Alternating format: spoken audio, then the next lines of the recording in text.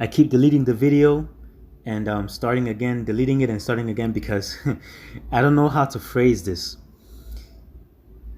I don't know if there's anyone else in the world, honestly, who has thought about this, and it's a lot of people in the world.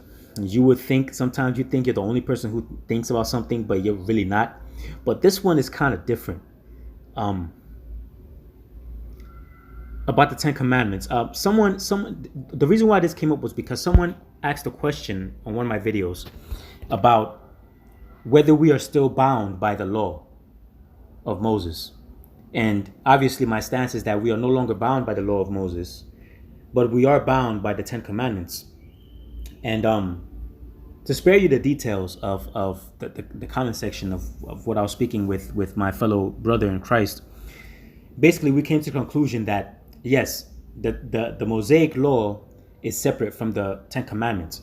And so we are not necessarily bound by the Mosaic law, but we are bound by the Ten Commandments, which is why God wrote the Ten Commandments with his own finger on stone tablets. So they are more of a priority. They are sanctified. They are holy, right? That's what holy means, to be set apart, to be sanctified. So, like for example, the Mosaic law speaks of pork being unclean, that we shouldn't eat it, right? That was a Mosaic law.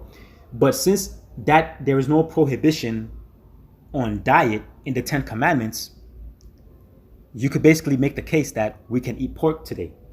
And even though I don't personally eat pork anymore, because I know the real reason why God prohibited it, but I also know that I cannot judge my fellow brother if he wants to eat pork, because it is not part of the Ten Commandments. So it is not as a priority as the Ten Commandments, if you understand my drift, where I'm coming from.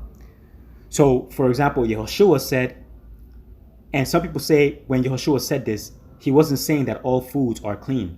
I actually believe the contrary. He said that whatever a man eats goes into his body, and it does not defile him, but what comes out of his heart, right? And yes, the context that Christ was speaking from was in terms of washed hands. If you don't wash your hands, the hydrochloric acid, kills the bacteria. The acid in our stomach is like battery acid. It'll burn steel, right? It'll burn a razor. It'll destroy a razor. So it's very strong. So no bacteria is going to survive that unless you have very weak stomach acid, right? Well, then in that case, Christ isn't talking about you. He's talking about somebody who's healthy, who has a strong stomach acid. You don't have to really worry about washing your hands, even though obviously you got to wash your hands before you eat. But Christ was trying to say that the important thing is what comes out of your mouth, not what enters it, right? So, and even in that passage, even in the KJV, and in all translations, the person was saying that in some translations or in the original text, this is not mentioned, but that's false. In the original text, it does say that thus Christ was saying that all foods are okay to eat. And then, of course, you have the case of Cornelius, who was a Gentile, and the vision that Peter received of the unclean and clean foods. Yes, the context was talking about Gentiles, but still, you could kind of see that it's still talking about unclean foods because, again, the Ten Commandments does not mention anything against dietary, or it doesn't mention anything on dietary restrictions. Like, for example, I told the guy the Ten Commandments are for a more lasting period than the Mosaic Law.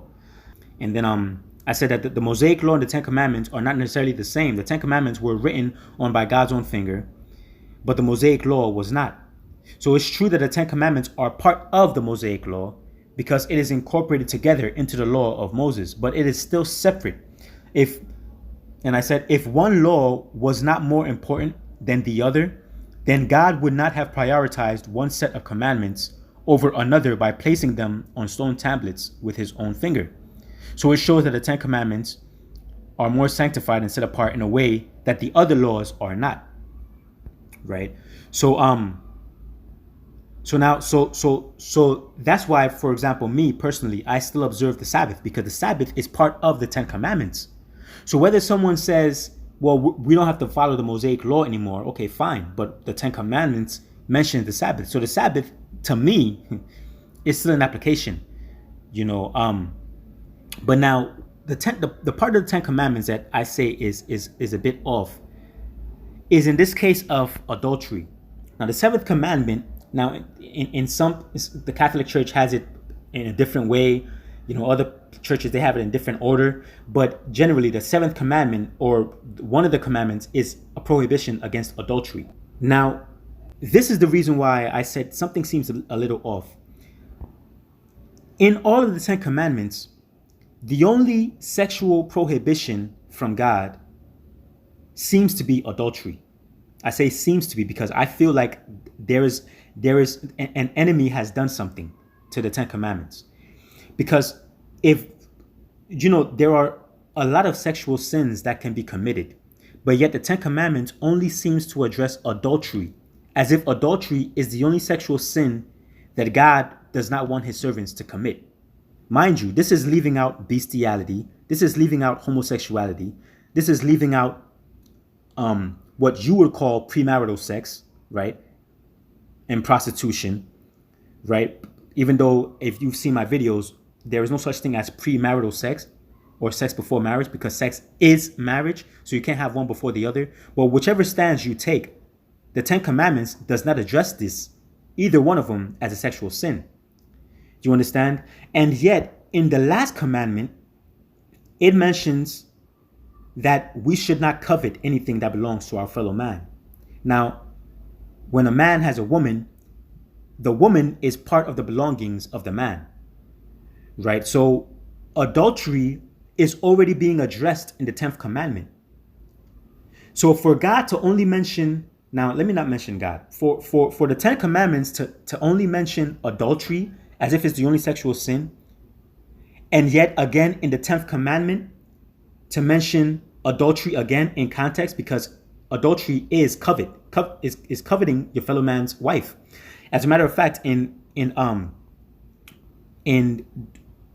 where is it? In Exodus 20 verse 17, God said it plainly about the 10th commandment. He says, "You shall not covet your neighbor's house. You shall not covet your neighbor's wife." Right? You shall not covet his male or female servant. You shall not covet his ox or donkey or anything that belongs to your fellow man. So you shall not covet your neighbor's wife. This is adultery. Like Yehoshua said, even if you look at your neighbor's wife with lust in your heart, you have committed adultery with her. So the 10th commandment is already addressing adultery. So why would the 7th commandment address adultery and only adultery, and not fornication or bestiality or homosexuality or incest, right? But yet it only addresses adultery, as if adultery has not already been covered in the 10th commandment just through context. Because the reason why this kind of bothers me is we know that the 10 commandments are sanctified. They are more of a priority than the other laws, which are the Mosaic laws.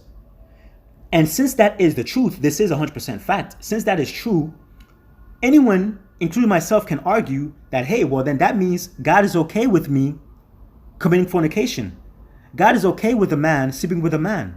God is okay with a man sleeping with an animal.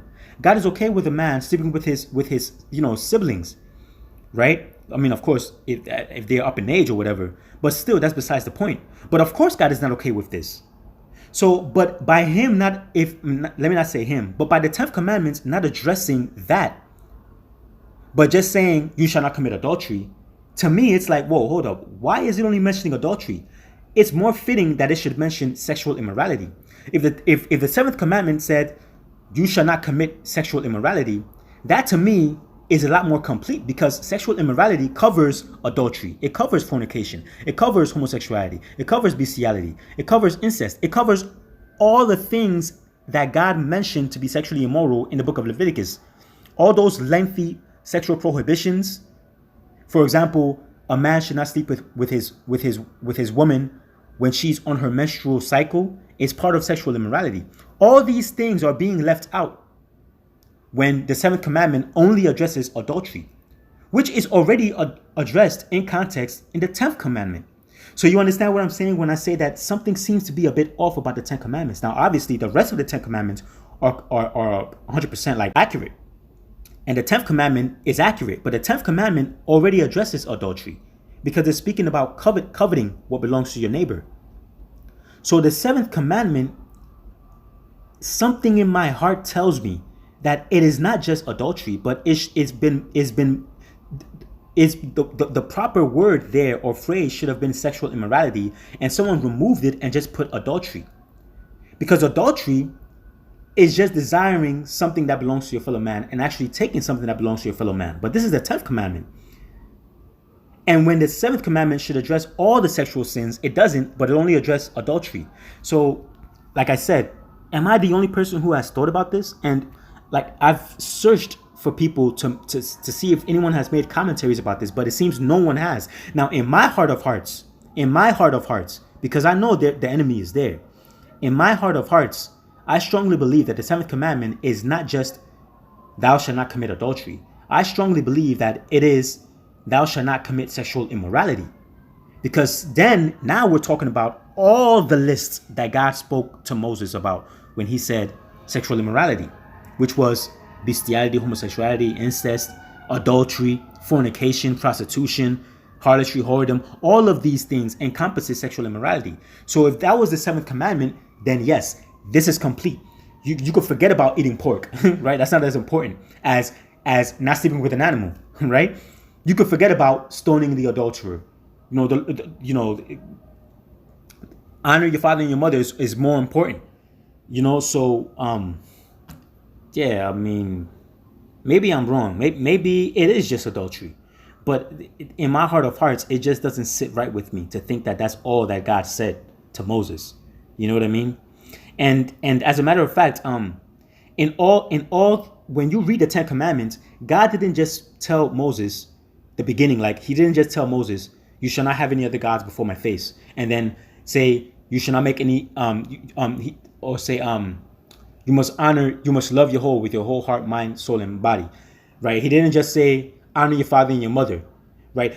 After he said each commandment, he gave an explanation about the commandment. So when he said you must have no other God before my face, he said, because I'm a jealous God. And I'm the one who brought you out of the land of Egypt. I'm the one you made a covenant with, right? So he's explaining the reason behind why he's giving that command. But yet when it goes to adultery, it just says you should not commit adultery. And that's it. As if God did not explain in detail anything more. You understand?